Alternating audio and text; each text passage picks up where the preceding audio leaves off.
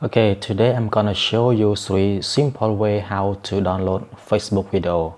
So first you go to facebook.com and then you go to any video you wish to download. So I'm gonna do on this video just for example. So simply click on the video to get its URL. For example, I want to download this video. I just click on it, right click, show video URL, and then you click on it.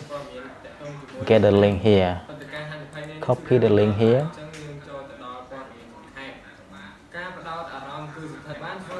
go to savefrom.net.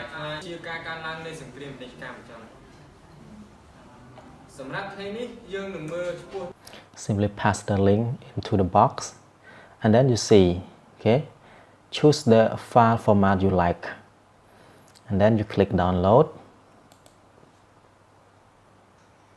Okay, you see download button here, right? Don't forget the download button here. Click download button. Now the video is downloading to our PC.